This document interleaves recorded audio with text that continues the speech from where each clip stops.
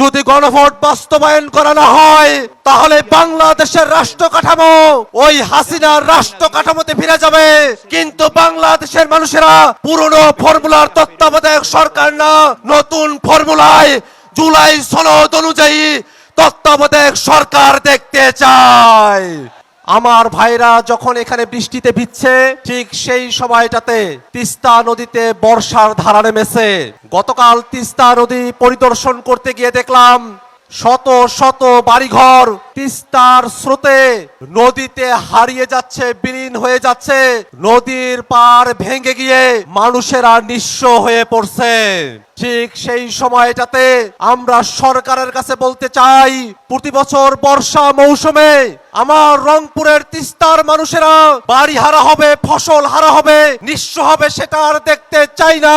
অবিলম্বে তিস্তা মহাপরিকল্পনা বাস্তবায়ন করতে হবে।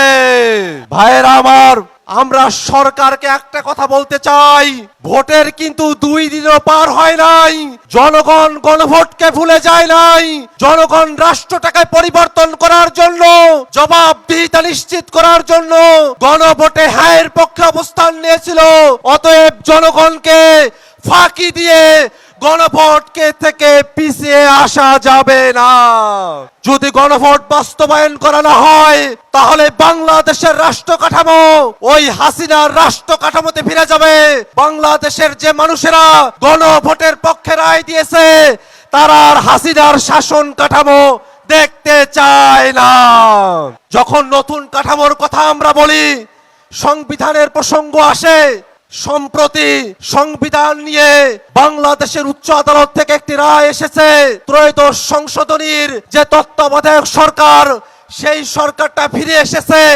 তত্ত্বাবধায়ক ফিরে আসার জন্য বাংলাদেশের জনগণ সেই 12 তারিখে রায় দিয়েছে। নতুন করে কোর্টের মধ্য দিয়ে যে তত্ত্বাবধায়ক সরকার, সেটা পুরনো ফর্মুলার তত্ত্বাবধায়ক সরকার। বাংলাদেশের মানুষেরা এই রায়ের প্রতি ইতিবাচক, কিন্তু বাংলাদেশের মানুষেরা পুরনো ফর্মুলার তত্ত্বাবধায়ক সরকার না, নতুন ফর্মুলায় জুলাই সনদ অনুযায়ী তত্ত্বাবধায়ক সরকার দেখতে চায়। ভাইয়েরা আমার, আজকে যখন আমরা এখানে সমাবেশ করছি, তখনও লালমনিরহাটে পুশিনের চেষ্টা করা হচ্ছে। বাংলাদেশের স্বাধীনতা, সার্বভৌমত্বকে ওরা বৃদ্ধাঙ্গুলি দেখানোর চেষ্টা করছে।